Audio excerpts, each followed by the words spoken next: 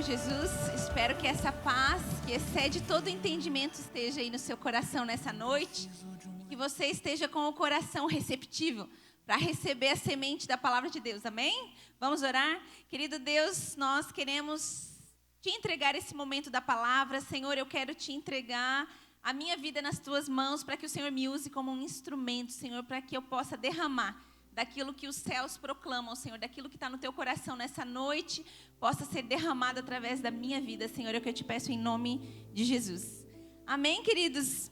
Então, hoje nós estamos na última palavra da nossa série, Até que Ele Venha, né? Até que Ele venha. Quem venha? Jesus. Nós estamos esperando pela volta de Jesus, amém? Você está esperando pela volta de Jesus?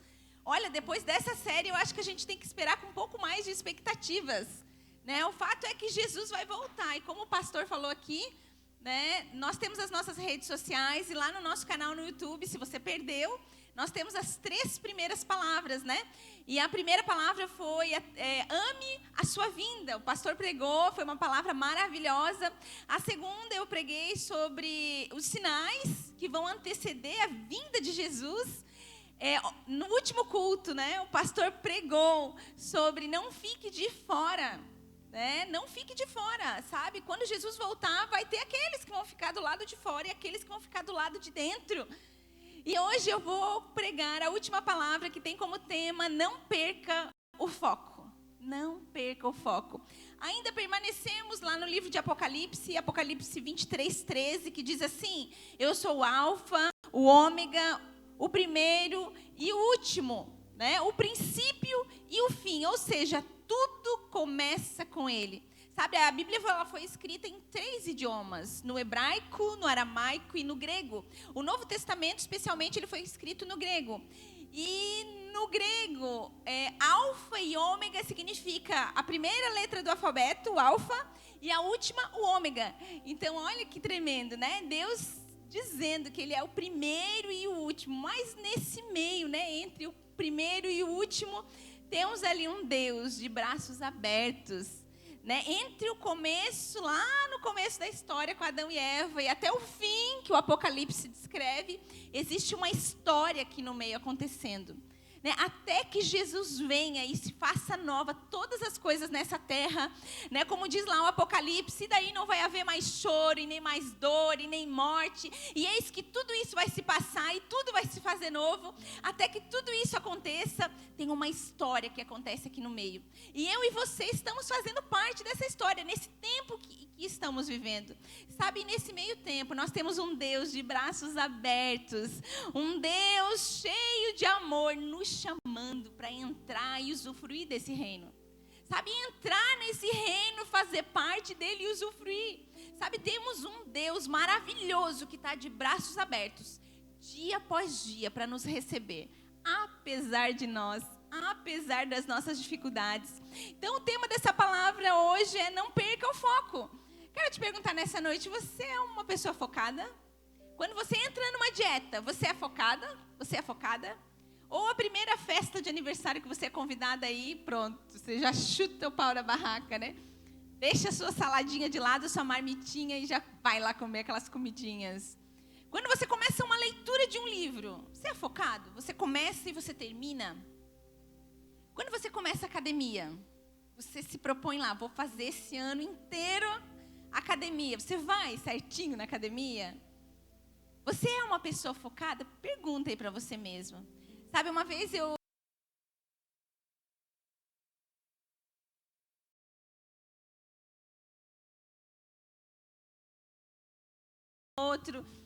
e eu falei para o Senhor: Senhor, eu quero melhorar isso aqui, eu quero melhorar meu foco nessa área aqui. E eu comecei a priorizar, né? Eu vou ler somente esse livro, e só quando eu acabar esse livro eu começo outro. Sabe, nós somos tentados todos os dias a perder o foco.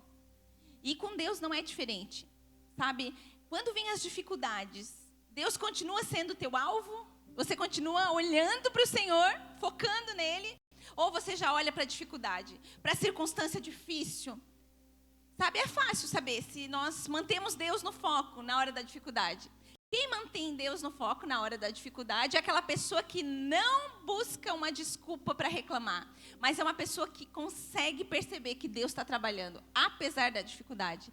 Eu sempre testemunho que meu maior testemunho está dentro de casa, de alguém que é assim, íntegro na palavra, e eu sempre testemunho e honro ele em público, né? Porque realmente ele tem sido esse marido, esse homem, esse pastor valoroso, que quando as coisas apertam em casa, eu confesso para você que às vezes eu digo para ele: amor, será que Deus quer isso mesmo? Daí ele fala: mulher, olha a Eva lá no jardim do Éden. Porque, queridos, é fácil a gente perder o foco quando o gato aperta nos pés. Deixa eu dizer para você, é muito mais fácil, muitas vezes, a gente falar das coisas de Deus, das coisas que a gente precisa fazer, do que propriamente fazer elas. Então, o primeiro ponto é foco em Deus. Sabe, nós precisamos colocar Deus como um alvo na nossa vida. Sabe, até que Jesus venha, até que o Senhor venha, Deus precisa ser o nosso foco maior. Precisa ser o nosso alvo maior. Lá em Isaías 26:3, fala assim: tu, Senhor, conservarás em perfeita paz aquele cujo propósito é firme, porque ele confia em ti. Sabe, a Bíblia diz que o Senhor conservará em perfeita paz aquele cujo propósito é firme. O que é uma pessoa que tem um propósito firme? Não é uma pessoa que qualquer vento que bate, ela balança. Não estou dizendo que às vezes a gente não balança, não é mesmo? Né? A gente pode até balançar, mas cair a gente não pode. Se nós estamos firmados na rocha, se nós estamos com um alvo bem claro na nossa vida, o vento pode até bater, mas nós vamos permanecer firmes, porque as nossas raízes estão profundas. Então, focar no Senhor é ter a convicção que estamos nessa terra para uma missão e um propósito estabelecido por Deus. Sabe, quando nós temos Deus como foco, nós entendemos que há uma missão e um propósito. Que a vida não é só trabalhar, não é só viver só para mim mesmo, mas existe algo maior acontecendo. Sabe, nesse mês nós falamos muito sobre isso. Sobre até que Jesus venha. O fato é que existe um plano espiritual acontecendo, existe algo no reino do Espírito acontecendo. E se você for um pouquinho espiritual, você consegue perceber, você consegue sentir essa atmosfera. Eu não sei você, queridos, mas o pastor e eu, cada vez mais, nós temos sentido, né? Como Deus faz as coisas, mas como o inimigo também tem o poder de nos oprimir. Por quê? Porque ele sabe que o fim dele está próximo. Porque ele sabe que essas palavras vão se cumprir. Cada dia mais nós estamos perto desse fim. Mas melhor que o fim é a volta de Jesus. Então, até que Jesus venha, nós precisamos ter em vista que nós temos um propósito. Que Deus nos chamou. Sabe, apesar das lutas, das dificuldades, dos medos, das dores, da doença, da escassez, Deus vai nos sustentar. Porque o mesmo Deus que chamou você, que te deu uma missão e um propósito, é o mesmo Deus que tem o poder para te sustentar na hora da dificuldade. Amém? Sabe, nós precisamos ter uma comunhão contínua com Deus. Assim como Jesus teve. Jesus era focado em Deus. Se você lê o Novo Testamento, se você lê os Evangelhos, você vai ver constantemente Jesus indo para a presença de Deus, Jesus orando, Jesus falando com o Senhor, Jesus jejuando, sabe? Aqui tem uma chave de vitória no jejum e na oração. Quando nós queremos fazer algo na nossa vida, quando nós estamos passando por uma dificuldade na nossa vida, o jejum e a oração são uma chave, sabe? É como se Deus nos desse algumas informações privilegiadas. Imagina que uma grande construtora compra um grande terreno para construir, fazer um grande empreendimento num lugar onde não tem muito valor, né? E aquela construtora faz, né, uma reunião com seus engenheiros, temos engenheiros aqui, né? Com toda a sua equipe. E eu estava lendo que é até crime se eles contarem isso para algumas pessoas. Por quê? Porque os terrenos em volta, eles vão valer muito mais, né? Depois que esses empreendimentos grandes forem construídos. Sabe, quando nós oramos e jejuamos, quando nós estamos focados no Senhor, o Senhor, Ele dá algumas instruções para nós. O Senhor, Ele dá algumas dicas, Ele adianta algumas informações. Você já teve a impressão que às vezes alguma vez Deus te contou alguma coisa que ia acontecer e depois aconteceu? E depois você olhou e falou: nossa, Acho que Deus já me falou isso aqui antes. Acho que eu já tive uma visão disso aqui antes. Lá em casa a gente sempre compartilha, né? Que às vezes parece que Deus dá ali uma visão, um sonho, a gente não sabe nem dizer o que é aquilo. E lá na frente a gente vê exatamente aquilo acontecendo. Né? Porque o Senhor, Ele fala com os seus. O Senhor, Ele dá direção para os seus. Então uma lição que todo cristão deve aprender é que deve se manter focado até que o Senhor venha. É fácil, gente, manter o foco? Não é fácil. Sabe, eu e você somos tentados todos os dias a perder Deus de foco. Mas você já viu as leoas caçando?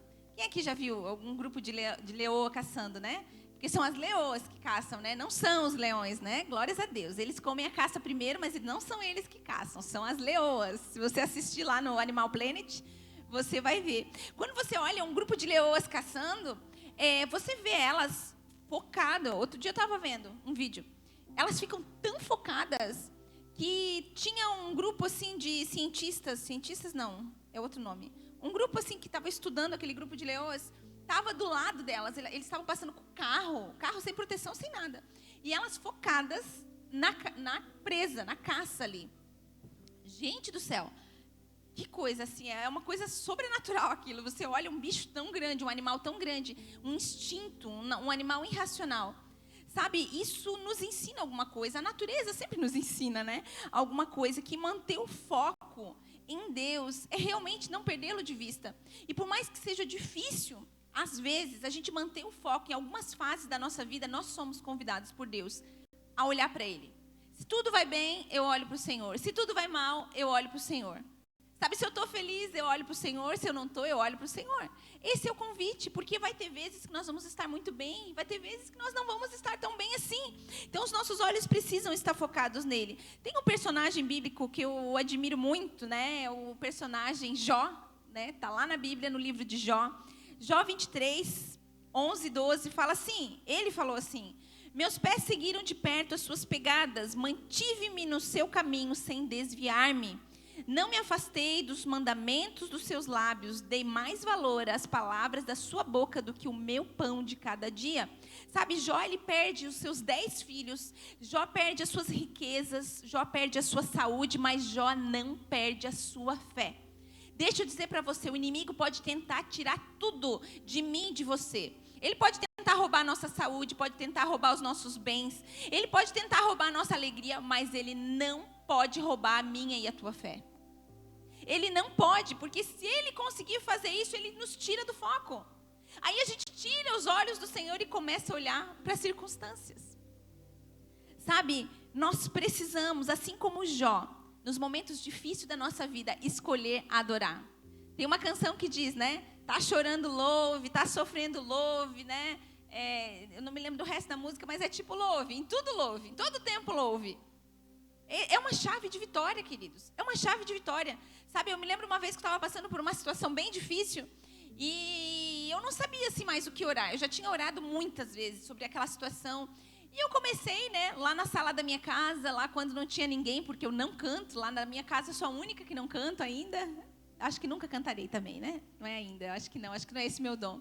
Mas daí quando eles saem de casa, eu ligo, né, lá a música bem alto, o louvor bem alto, e eu comecei a cantar. Eu falei, Senhor, eu não sei mais o que falar. Eu não tenho mais palavras, eu não sei mais o que dizer. Senhor, eu vou cantar. E eu me lembro que eu cantava e eu chorava na presença de Deus. E aquilo foi trazendo alívio. Sabe, Jó fez isso. Jó, ele começou a adorar em meio às provações, em meio às dificuldades, em meio à opressão, em meio ao medo, às tristezas que ele estava passando. A Bíblia diz que além dele perder todos os seus bens, os seus filhos, ali teve um ponto da história que Jó começou a se coçar com um caco de telha. Tamanha era aquilo que ele tinha no corpo. Sabe, às vezes por muito menos, eu e você, nós perdemos Deus de foco. Muitas vezes, por muito menos, a gente fala, eu não vou mais na igreja, o que adianta eu ir na igreja? E sempre tem um enviadinho, né, do capiroto, que diz, por que você vai na igreja? Você continua assim, por que você vai na igreja? Olha, deixa eu dizer para você, se você é uma pessoa que fala essa frase, sabe, essa é uma frase de Satanás. Porque o Senhor fala assim, venha como estás. Claro que ele continua dizendo, né, mas não permaneça como estás. Mas ainda assim, se você se vê numa situação difícil e não mudança nessa estação da sua vida, continue vindo. Porque água mole em pedra dura, tanto bate até que fura. Tem pais de adolescentes que falavam assim para mim, pastora, mas adianta eu mandar meu filho lá, mesmo meu filho não querendo, ir lá no grupo de adolescentes? Adianta? Melhor ele vir emburrado e ficar aqui ouvindo a palavra do que ele ficar em casa se enchendo de Netflix, de jogos, de coisas que não edificam. Porque a palavra vai batendo e uma hora vai entrar. E é assim também para nós.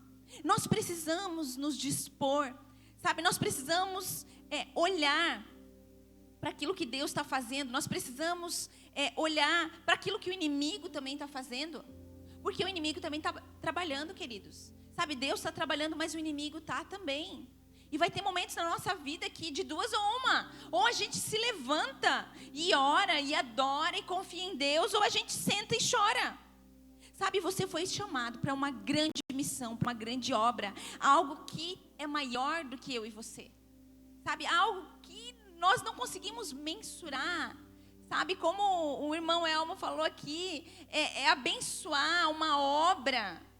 Sabe, o nosso dízimo, a nossa oferta, os nossos recursos, o nosso tempo, tudo aquilo que a gente oferta, tudo aquilo que a gente oferta de tempo, de recurso para uma igreja local, queridos, é algo tão grande que eu e você não temos noção. A gente não consegue mensurar, é a obra que Deus está fazendo nessa terra. Por isso que aquilo que você faz no seu trabalho não é apenas o seu trabalho, não é apenas o seu ganha-pão. Se você estiver com Deus no foco, você vai entender que aquilo lá faz parte da tua missão, aquilo lá faz parte do teu chamado. Sabe, cada um de nós somos chamados para fazer algo, para nos desenvolver em algo. Deus deu dons, Deus deu talentos, mas quando a gente tira Deus do foco e coloca a nossa vida no foco, aí que a gente se perde. E é aí que a gente começa a viver para nós mesmos, somente para nós mesmos, sabe? Então o inimigo, ele vai usar de circunstâncias, de pessoas. Por quê? Porque ele vai querer nos prender naquilo que é periférico. O que é aquilo que é periférico? Aquilo que é passageiro, aquilo que passa. Ele vai querer prender você em tudo que é periférico. Ah, mas olha, eu não vou mais naquela igreja porque ninguém nem me cumprimentou lá. Ah, eu não vou na igreja porque os irmãos olham torto para mim lá. Ah, eu não vou na igreja, eu já ouvi isso. Ah, porque eu me escandalizei, porque a pessoa que estava lá ajudando tinha uma tatuagem. Às vezes as pessoas se preocupam com uma tatuagem na pele de outras, mas esquecem o que está tatuado dentro do coração. Que é aquilo que os olhos não veem. Sabe, quando nós estamos focados em Deus, nós olhamos menos para cá, para aquilo que é periférico, e olhamos mais para cá. Porque o nosso foco é o quê? É nós e Deus. Quando nós estamos focados em Deus, quando nós estamos preocupados, Jesus vai voltar. Deixa eu dizer para você, Jesus vai voltar. E nós precisamos estar preparados para essa volta. E você não vai subir de mãozinha dada, provavelmente com a sua esposa ou com o seu esposo. É você, é individual, a salvação é individual. Nós sempre falamos para os nossos filhos, olha, filho de pastor não é pastorzinho. Meu sogro e minha sogra já falavam isso para os filhos deles. Sabe, e a gente sabe que mesmo nós sendo pastores, né, nos amando, temos uma aliança em Deus, mas a salvação minha e dele é individual. E queridos, às vezes eu falo, Senhor, eu acho que eu tenho quase 100% de certeza que meu marido vai subir. Senhor, eu tenho que subir também? Se ele vai subir, eu tenho que subir também. Deixa eu dizer para você, olha, é uma luta com a carne todos os dias, não é? Para você não é? Para mim é, não sei se para você não é, mas para mim é diariamente. E eu e você sabemos aonde aperta o nosso sapato. Mas eu deixo eu dizer para você também que a salvação é algo maravilhoso, que viver com Deus é algo maravilhoso, que estar focado no Senhor é algo maravilhoso. Então, foque no Senhor. Sabe, pare de olhar. Aquilo só está aqui, ó, diante dos seus olhos. Olhe para o Senhor. Porque quando a gente olha para o Senhor, tudo isso aqui, ó, você fala, tudo isso aqui é passageiro. Sabe, tudo isso aqui vai passar. Os meus anseios vão passar, as dores vão passar. Segundo ponto, foque na missão. Sim, Deus te deu uma missão, Deus me deu uma missão. Deus não colocou a gente aqui nesse mundo só para deitar numa rede, só para cuidar dos nossos negócios, da nossa vida. Sabe, quando o pastor e eu tiramos férias, geralmente a gente estranha um pouco. A gente fala, meu Deus, parece que a vida é tão sem graça quando a gente está de férias. É legal pelo lado do descanso, os passeios, isso é legal. Mas sobra tanto tempo. E a gente até os nossos filhos às vezes falam, mãe, como é que as pessoas fazem? As pessoas que não vão à noite na igreja. Porque é a vida inteira indo, né? Então, foque na missão. Deus tem uma missão para você. Sabe, lá no livro de Números, no capítulo 13, no capítulo 14, a Bíblia fala que Deus pede para Moisés escolher 12 maiorais, um de cada tribo de Israel, né? E olha que interessante, Deus fala os maiorais de cada tribo. E Deus fala para Moisés mandar esses maiorais espiar a terra que Deus tinha para eles. Deus dá uma missão, Deus deu um foco, uma missão. Então fala para eles ir lá espiar a terra. Moisés obedece o Senhor, escolhe um maioral de cada tribo e manda eles. Eles vão e voltam assim muito apavorados. Pelo menos 10 desses voltam muito apavorados. Não, porque é uma terra ruim. Não, porque é uma terra cheia de gigantes. Não, porque eles vão nos esmagar, eles vão nos matar. E aqueles 12 homens que foram enviados, 10 daqueles 12 voltam falando mal, murmurando, reclamando daquela terra. Então eu quero convidar você a abrir comigo no capítulo 14 de Deuteronômio, e vamos ver o que aconteceu depois que esses 12 homens são enviados para essa terra e eles voltam, né? Eles voltam falando todas essas coisas, dando todo esse depoimento negativo daquela missão, né? Que eles tiveram. Estou em Deuteronômio aqui. Números 14, capítulo 14. Aqui. 14, do 1 ao 11. Números é o 4º livro do Velho Testamento, tá? Gênesis, Êxodo, Levítico, Números, 4º livro. Isso, bem no comecinho da Bíblia. Gente, eu falo assim porque eu passo muito estudo bíblico. Daí eu fico repetindo os livros pro pessoal lá do estudo bíblico. Então tá lá, ó. Números 14, do 1 ao 11. Fala assim: naquela noite, toda a comunidade começou a chorar em alta voz. Todos os israelitas queixaram-se contra Moisés e contra Arão. E toda a comunidade lhes disse: quem dera tivéssemos morrido no Egito ou nesse deserto. Por que o Senhor está nos trazendo para essa terra? Só para nos deixar cair a espada? Nossas mulheres, nossos filhos serão tomados como despojos de guerra? Não seria melhor voltar para o Egito? Disseram uns aos outros. Escolheremos um chefe e voltaremos para o Egito. Então Moisés e Arão prostraram-se o rosto em terra diante de toda a assembleia dos israelitas. Josué, filho de Num, e Calebe, filho de Jefoné, dentre os que haviam observado a terra, rasgaram as suas vestes e disseram a toda a comunidade dos israelitas: a terra que percorremos em missão de reconhecimento é excelente. Se o Senhor se agradar de nós, Ele nos fará entrar nessa terra, onde há leite e mel com fartura, e nos dará a nós. Somente não sejam rebeldes contra o Senhor e não tenham medo do povo da terra, porque nós os devoraremos como se fossem pão. A proteção deles se foi, mas o Senhor está conosco. Não tenham medo deles.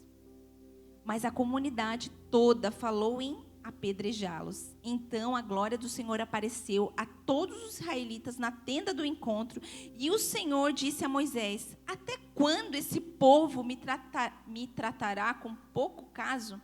Até quando se recusará a crer em mim, apesar de todos os sinais que realizei entre eles? Olha isso, queridos. Esses 12 homens são mandados para espiar a terra.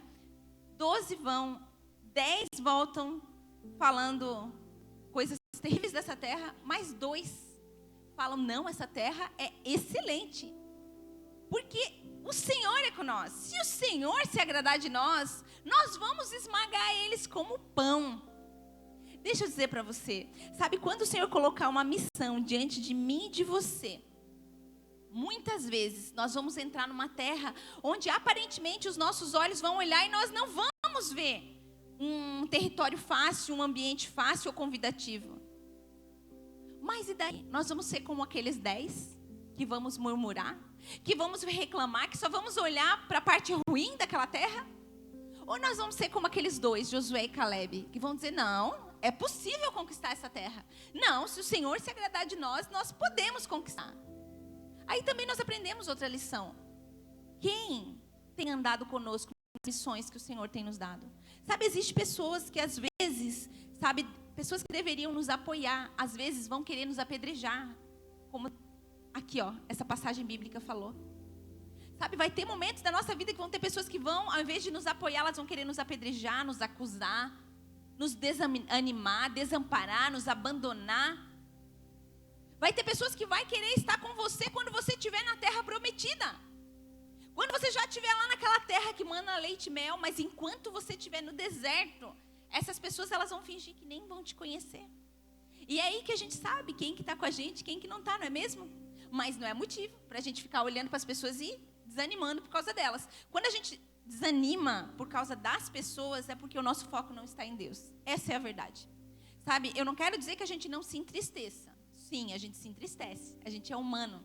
Sabe, se você foi decepcionado, se você está chateado com alguém, né, ou está cansado de algum relacionamento ou alguma coisa, quero dizer para você, olhe para o Senhor.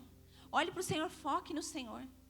Sabe, olhe para Ele, porque com certeza, em todas as coisas, Ele vai suprir as tuas necessidades. Então, esses homens, eles vão, né? Eles olham essa terra, eles perdem o foco da missão, eles olham só para o problema e eles desanimam. Mas esses dois homens, não. E engraçado que um desses dois, que viu com os olhos que era para ver, né?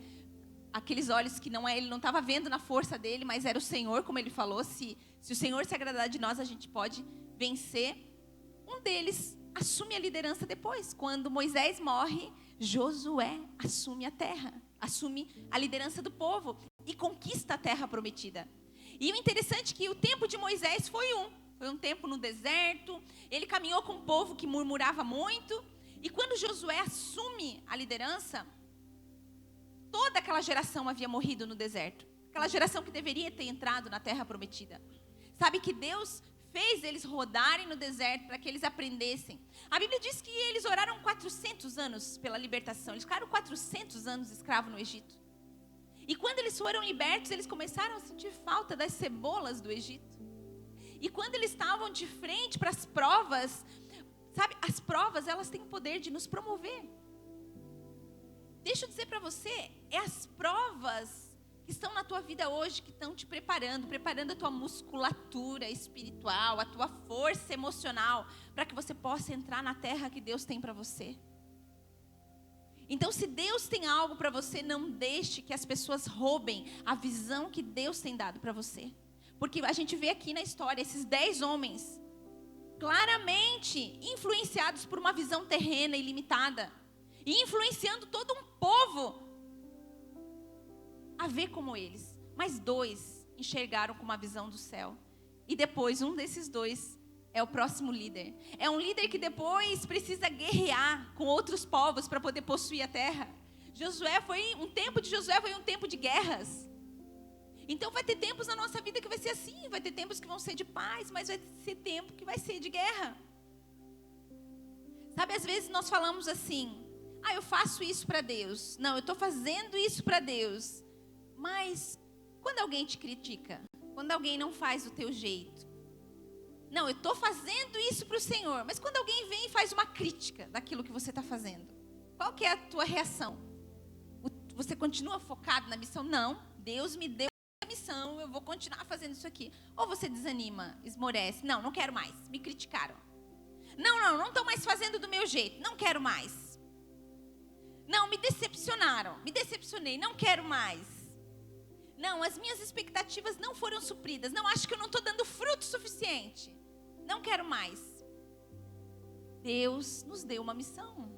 E dentro dessa missão existe um processo. E não vai ser fácil, nem para mim e para você. Mas nós precisamos manter o foco na missão. Nós precisamos olhar para o Senhor e dizer: Senhor, eu quero fazer aquilo que o Senhor tem me chamado para fazer. Muitas vezes nós vamos ter que tapar os nossos ouvidos para as vozes que gritam ao nosso redor. Porque às vezes todas as vozes vão ser contrárias à voz de Deus. E daí nós precisamos olhar para quem? Para o alvo. Ainda que seja difícil. Sabe, eu contei aqui de manhã que uma vez o pastor um dia dos pais numa das escolas que ele trabalha, lá em Porto Belo. Ele trabalhava lá numa escola lá, e ele fez um dia dos pais, bem especial lá, acho que tinha mais de 200 pais, e ele fez uns circuitos, assim, de brincadeira. Então, um grupo de pais, cada grupo ia passando em uma brincadeira. E uma das últimas brincadeiras era um alvo, assim, era um alvo grande, né? E tinha que ficar, tipo, o alvo estava ali naquela parede preta, e a pessoa tinha que ficar aqui na outra parede. E daí tinha, tipo, um arco e flecha, assim, era um negócio bem legal, né? Bem moderno. Ele pegou de um aluno dele emprestado, eu nunca tinha visto aquilo.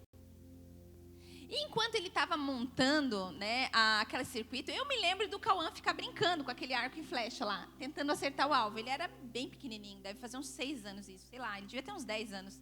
E ele ficou brincando, né, de acertar aquele alvo. E daí aí o pastor foi explicar, né, as brincadeiras para os pais, como que ia funcionar aquela gincana. E daí o Cauã estava lá posicionado aonde os pais deveriam ficar posicionados. E daí o pastor falou assim, então agora o Cauã ele vai tentar acertar, né, lá no alvo, né? E daí vocês devem fazer assim. E daí eu me lembro que quando o pastor falou isso, eu pensei, nossa, né? Tadinho, ele botou o Cauã para fazer isso, ele não vai acertar, né? Muito longe. O alvo está muito longe, né? Não vai acertar. Eu pensei comigo, né? Não falei nada, mas eu pensei, eu sou bem realista. E o Cauã pega e puxa aquele coisa. Gente, ele acerta o meio. Ele não acerta só o alvo, ele acerta exatamente o alvo no meinho, assim, ó. E todo mundo assim, uau! E eu fiquei chocada, assim. Eu pensei, meu Deus, né? Aquilo ali para mim me chamou muito a atenção. Por quê, queridos? Porque às vezes a gente coloca alguns alvos na nossa vida. E às vezes nem a gente bota fé que vai acertar. Eu não sei se eu vou conseguir. Nossa, eu não sei se isso vai dar certo para mim. Não, eu acho que eu não sou tão capacitado assim. Acho que eu não sou tão forte assim. Acho que eu não sou tão inteligente assim. Acho que eu não falo tão bem assim. Acho que essa missão que Deus me deu, acho que não é para mim. Acho que não vai dar. Mas quem que te chamou? Se o Senhor te chamou, o Senhor vai te capacitar. Se o Senhor te chamou, Ele vai te dar tudo aquilo que você precisa para acertar o alvo, ainda que seja difícil. Então, foque na missão. E o terceiro e último ponto é foque em reconstruir. Sim, eu e você vamos precisar reconstruir os muros. Sabe, existe um homem na Bíblia chamado Neemias. Neemias, ele era o garçom do rei, o copeiro do rei. Né? Chamamos ele carinhosamente de profeta, porque ele também é chamado de profeta. Mas Neemias, ele era o copeiro do rei Artaxerxes. Olha que nome lindo para colocar num filho. Você está aí grávida? Artaxerxes. Um rei, né? Um rei bem assim duro. Mas Neemias, ele era um bom funcionário. A Bíblia diz que um dia Neemias chega na presença do rei Artaxerxes. E o rei olha para ele e fala: Neemias, por que você está triste? Mas antes disso, Neemias tinha orado, né? E Neemias fala que é porque Jerusalém tinha sido bombardeada. Inclusive, o rei Artaxerxes mandou bombardear Jerusalém e quebrou os muros de Jerusalém e queimou as portas de Jerusalém. Mas ele, como um bom funcionário, ele não chegou emburrado com o seu rei e nem com a cara fechada e nem chorando. Mas ele chega com um semblante triste e o rei olha para ele e fala: por que você está triste? E ele fala: olha, Jerusalém está com os muros destruídos, né? O povo está triste com isso. Então o rei permite, né, que Neemias saia, né, dali e vá reconstruir os muros. Deixa eu dizer para você um princípio aqui, sabe? Se você trabalha para o Senhor, se você tem o Senhor como alvo, você não trabalha só para homens. Você não trabalha primeiro para homens. Sabe, Neemias era um homem simples, um garçom, talvez como algumas pessoas aqui, né? Talvez office boy, professora, professor, que mais? Tantas profissões, pessoas simples como a gente. Esse homem aqui, um homem simples, que trabalhava para um rei, mas a Bíblia diz, né, que esse homem, ele se compadeceu profundamente do seu povo e da sua cidade, ou seja, ele estava trabalhando para o rei, mas ele tinha um alvo bem definido. Então, lá em Neemias, queria convidar você a acompanhar comigo. Em Neemias 2, vai estar aqui atrás. Vai, né? 2:17 diz assim: então eu lhes disse, Neemias falando para o povo, tá? Vejam a situação terrível em que estamos. Jerusalém está em ruínas e as suas portas foram destruídas pelo fogo. Venham, vamos reconstruir os muros de Jerusalém, para que não fiquemos mais nessa situação humilhante. Lá em Neemias 4, do 1 ao 3, fala assim: Quando Sambalate soube que estávamos reconstruindo o muro, ficou furioso, ridicularizou os judeus e, na presença dos seus compatriotas e dos poderosos de Samaria, disse: o que aqueles frágeis judeus estão fazendo? Será que vão restaurar o muro? Será que irão oferecer sacrifícios? Irão terminar essa obra em um só dia? Será que vão conseguir ressuscitar pedras de construção daqueles montes de entulho e de pedras queimadas? Tobias, o amonita, que estava ao lado, completou: pois que construam, basta que uma raposa suba lá para que esse muro de pedras desabe. Gente, olha só, esses homens aqui eram homens que tinham atacado Jerusalém. Eram os mesmos dos muros que tinham queimado as portas. Eles estavam lá zombando de Neemias e do povo judeu, que estava lá reconstruindo os muros. Inclusive, a Bíblia já falava, né, que esses muros seriam reconstruídos. Mas a Bíblia fala que Neemias não perdeu o foco. A Bíblia fala que Neemias continuou fazendo o que ele tinha sido chamado para fazer. Neemias continuou ali pagando o preço. Sabe, ainda que tivesse gente rindo dele, gente zombando dele. E a Bíblia diz que Neemias reconstruiu os muros de Jerusalém, juntamente com o povo de Deus, em apenas 52 dias. Em 52 dias, os muros foram reconstruídos. E Neemias passa a ser governador de Jerusalém. Neemias passa a governar aquele povo, porque sabe por quê, queridos? Porque quem é fiel no pouco, a Bíblia diz que será colocado sobre o muito. Neemias foi fiel enquanto sendo um garçom do rei, serviu bem. Sabe, foi um homem de Deus, foi um homem que viveu pelos princípios de Deus, que manteve o Senhor no foco, e o Senhor sempre promove os seus. Anote isso, isso é uma chave de vitória. Deus sempre promove os seus. Deus sempre vai promover, sempre, porque é do interesse de Deus que nós estejamos nos lugares onde há influência. É do interesse de Deus que os filhos dele estejam nos lugares de esfera de influência. Seja na educação, seja na saúde, seja no esporte, sabe, seja onde for. É do interesse do Senhor. Mas deixa eu dizer para você, para que a gente chegue nesses lugares, nós vamos precisar reconstruir algumas coisas na nossa vida. Então, Neemias, ele foi comprometido com a vontade do Senhor. E embora ele tenha sido uma pessoa exemplar em muitos aspectos, como a Bíblia descreve, ali, claramente, a gente vê que em todo aquele empreendimento, naquela reforma desses muros, né, que foi feito em Jerusalém, aquilo não foi uma obra terrena. Não foi uma obra de mão de obra apenas, foi uma obra divina. Porque o Senhor estava com Neemias. Havia um plano, havia um propósito, havia uma missão. E às vezes eu e você vamos estar diante de algumas coisas que a gente não enxerga o todo. Vai ter vezes que eu e você vamos estar diante de algumas coisas que a gente não vai entender. Mas o Senhor tem uma missão. E ainda que pareça ser algo pequeno para mim e para você, há uma missão muito maior do que nós. Sabe, se a gente continuar olhando para Deus, se a gente continuar olhando para o Senhor, sabe, quando a gente terminar de reconstruir na nossa vida aquilo que Deus nos chamou para reconstruir, as pessoas, sabe aquelas pessoas que abandonaram a gente no meio do caminho, que zombaram, que deixaram a gente de lado, elas vão ter que reconhecer que nós temos muito mais do que palavras. Nós temos frutos. A Bíblia diz que a boa árvore, ela é reconhecida pelos frutos. Se nós permanecermos firmes, focados no Senhor, olhando para o Senhor, sabe, olhando para Jesus, colocando Deus em primeiro lugar, nós daremos frutos. Nós daremos bons frutos. E as pessoas vão reconhecer. E elas terão que reconhecer, né? E sabe aquelas pessoas assim que nem ligavam para você, de repente elas vão começar a te mandar mensagem. Ô, fulano, quanto tempo? Oh, amado, você sumiu. Vamos tomar um cafezinho. Saudade de você. Até fiz a piadinha de manhã, né? Saudade daquilo que não vivemos, daquilo que não falamos. Porque tem gente que só lembra da gente na hora boa, né? Na hora do deserto, elas nem lembram.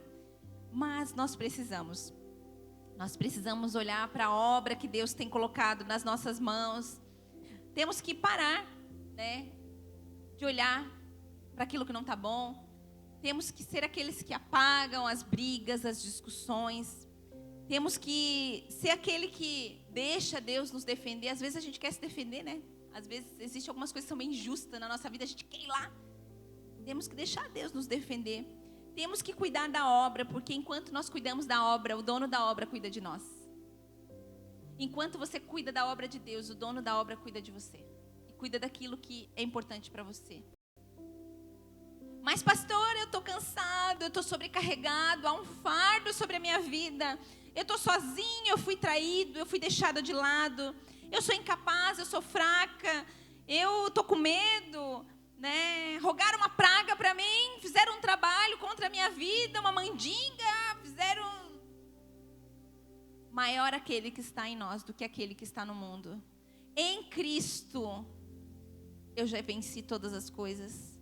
Eu posso perder uma batalha, mas a guerra já está ganha. Há um reino celestial esperando por mim e por você.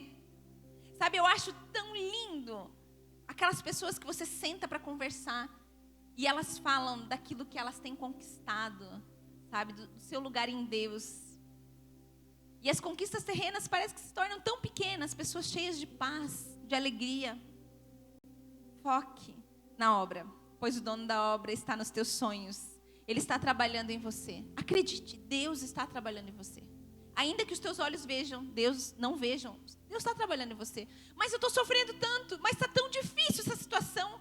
Mas eu me sinto tão oprimido, tão triste, tão cansado. Deus está trabalhando em você. Talvez Deus está trabalhando a resistência em você, a força.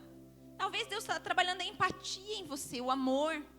Talvez Deus está trabalhando em você o estender a mão para o próximo. Talvez você é preocupado demais, Deus está trabalhando em você o descansar. Deus está trabalhando, ainda que você não veja, Deus está trabalhando. Quero convidar você a se colocar de pé. Sabe, um dia Deus olhou para Pedro, discípulo dele, né? Aquele pescador. Deus olha para aquele homem fracassado, Jesus olha para aquele homem fracassado naquela pesca. A Bíblia diz que ele não tinha pegado nada, tentou pescar a noite inteira, não pegou nada. Aí Jesus olha para ele e fala: Pedro, eu vou transformar você num pescador de homens. E eu quero dizer para você, Pedro, ele era um improvável. Provavelmente qualquer rei da época normal, terreno, humano, talvez eu e você não escolheríamos Pedro. Porque Pedro, ele tinha alguns defeitos assim bem claros na Bíblia. Pedro, ele era briguento. Pedro, ele não era bem sucedido nos negócios, porque a coisa não estava boa para ele ali, claramente, por mais que ele fosse ali o empreendedor. Pedro, ele negou Jesus. Pedro, ele foi embora. Pedro, ele era iletrado. Pedro não tinha tantas qualidades, mas quando Jesus olha para ele, Jesus fala: Pedro, eu vou transformar você num pescador de homens.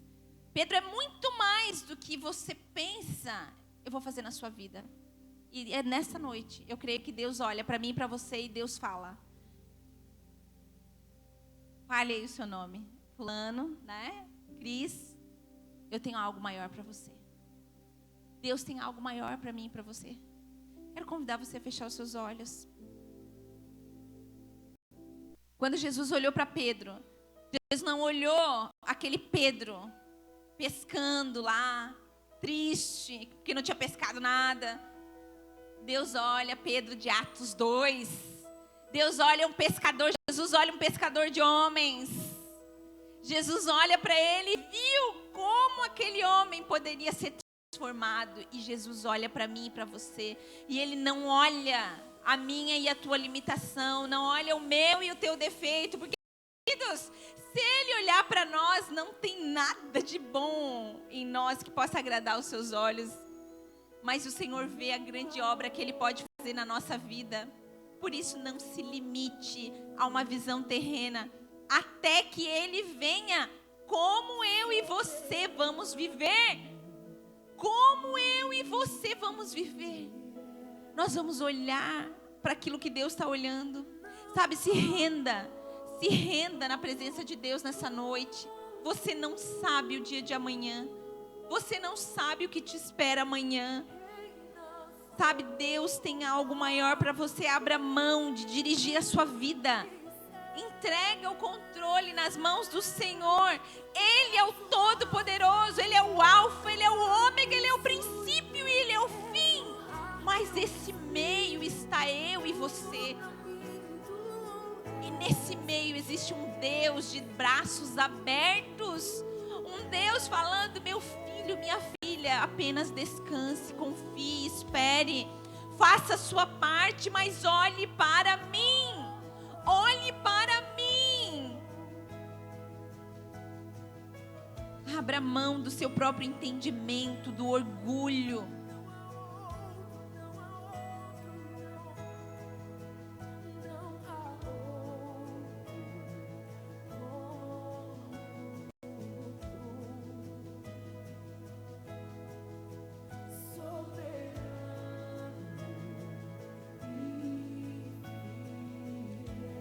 Provérbios, fique de olhos fechados ainda. Provérbios 3, do 5 ao 12, diz assim: confie no Senhor de todo o seu coração e não se apoie no seu próprio entendimento. Reconheça o Senhor em todos os seus caminhos e Ele endireitará as tuas veredas. Não seja sábio aos teus próprios olhos, tema o Senhor e evite o mal. E isso lhe dará saúde ao corpo e vigor aos ossos. Honre ao Senhor com todos os teus recursos e com os primeiros frutos de todas as tuas plantações, e os seus celeiros ficarão plenamente cheios, e os seus barris transbordarão de vinho. Meu filho, não despreze a disciplina do Senhor, nem se magoe com a sua repreensão, pois o Senhor disciplina quem ama, assim como o pai faz com o filho de quem deseja o bem. Talvez você está passando por um tempo de disciplina. Talvez você está passando por um tempo de escassez, por um tempo de dificuldade financeira, de uma dificuldade no casamento, de problemas com pessoas. Talvez você está vivendo um tempo de sono profundo na fé, onde você não tem mais fé, onde você está morno. A Bíblia diz que Deus vomitará os mornos, antes ser quente ou ser frio. O que é uma pessoa morna? É uma pessoa que não faz nada. É uma pessoa que não tem ação, que não se move. É uma pessoa que, tá tudo bem. Não está tudo bem, queridos. Existe algo acontecendo. Existe algo acontecendo no reino do Espírito. O reino do Espírito, ele é muito mais real do que esse reino físico que nós podemos ver. Até que ele venha, como você vai viver? Até que ele venha, esteja dentro dessa história, reconhecendo que tudo começa nele, tudo termina nele. Por isso, nessa noite, se há algo no teu coração, se você acha que tem perdido o foco, que você não tem colocado Deus no foco, se arrependa, queridos. A Bíblia diz que aquele que se arrepende, que confessa os seus pecados e deixa, alcança misericórdia. Sabe, essa é uma noite de reconciliação. Nós não sabemos como será depois que nós vamos sairmos dessa porta, dessa igreja. Se reconcilie com Deus nessa noite. Fala: Senhor, me perdoe. Senhor, me perdoe. Eu andei assim, assim. Senhor, eu me arrependo. Senhor, me ajuda. Me ajuda, Senhor. Eu não consigo sozinho. Mas vai declarando com a sua boca. Declare com a sua boca. Confesse os seus pecados e fale: Senhor, eu não quero errar o alvo. Eu quero acertar o alvo. Coloque os seus planos, os seus sonhos diante de Deus. Se tem alguma coisa que você acha difícil acertar, fala: Senhor, eu coloco diante de Ti isso aqui, esse sonho, esse plano. Isso aqui, Senhor, eu coloco na Tua presença. Eu coloco diante de Ti. Senhor, eu entrego, eu confio. Senhor, me dá sabedoria para fazer boas escolhas. Me dá, Senhor, visão dos céus sobre os meus negócios, sobre a minha equipe, sobre tudo aquilo que o Senhor tem colocado nas minhas mãos. Queridos, um dia nós vamos prestar contas para o Senhor daquilo que Ele tem colocado nas nossas mãos. Seja os nossos filhos, a nossa família, a nossa empresa, os nossos negócios, tudo aquilo que nós fazemos, um dia nós prestaremos conta para o Senhor. Por isso, nessa noite, não deixe o Senhor de fora daquilo que você está fazendo. Chame o Senhor para esse negócio. Chame o Senhor para a tua vida. Chame o Senhor para a tua casa. Pai, em nome de Jesus, nessa noite nós queremos te agradecer pela tua palavra, queremos te agradecer por essas sequências de palavra que nos lembra que Jesus vai voltar, e em breve Jesus vai voltar, porque é isso que a tua palavra diz, e nós queremos com expectativa, Senhor, esperar a tua volta. Jesus, nós queremos estar prontos como a noiva se prepara para o seu noivo. Nós queremos estar com as nossas vestes limpas, com o nosso coração puro e em paz. Noite, olha cada coração nesse lugar, sonda, tu que sonda e conhece cada coração, fala com cada um, Senhor. Move a cada um, porque o Senhor sabe o que cada um aqui precisa, Pai. Em nome de Jesus, nós te agradecemos pela tua palavra. Te agradecemos por tudo aquilo que o Senhor tem nos dado. Te agradecemos porque o Senhor é um Deus tão, tão bom. Te agradecemos, Senhor, em nome de Jesus. Amém, querido? Amém. Glórias a Deus.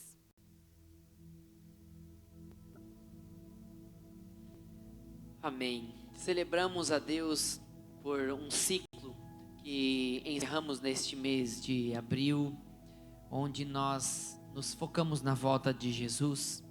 Volta e meia nós temos que estar falando sobre este assunto, porque Jesus vai voltar. E para a gente não perder o nosso foco, a gente precisa meditar na tua palavra, na palavra dele de dia e de noite, para não perder este foco de vida. Você foi abençoado nessa noite, nesse mês de abril. Não celebre essa semente da palavra de Deus em nós, mas também leve ela para outras pessoas. Leve ela para o link do YouTube, leve falando para as pessoas, leve brilhando a luz de Jesus com as tuas atitudes, no teu trabalho, na escola, na faculdade, aonde você estiver, até que Ele venha. Amém? Vamos orar para nós encerrarmos. Querido Deus, obrigado, Senhor, por esse mês de abril, essas palavras que temos sobre a tua vinda, Senhor. Nós ansiamos pela tua vinda, queremos estar ligados, Pai, nos sinais, Senhor, nos falou na tua palavra. Nós queremos estar preparados para ficar de dentro, Senhor, do teu reino, também querer o nosso foco em ti, Senhor, até que o Senhor venha. Abençoa cada pessoa que está aqui, cada família que está aqui, essa semana que se inicia no dia de hoje, Pai, e que nós possamos todos juntos compartilhar a tua palavra, o máximo de pessoas, até que o Senhor venha. Glorificamos o teu nome nessa noite, em nome de Jesus. Amém. Pode levantar a mão sobre a vida de alguém e fala para ela assim: olha, que o amor de Deus, a graça de Jesus Cristo e a comunhão do Espírito Santo esteja com você até que Ele venha. Deus te abençoe. Deus te abençoe, querido. Não saia daqui sem cumprimentar pelo menos umas 5 pessoas.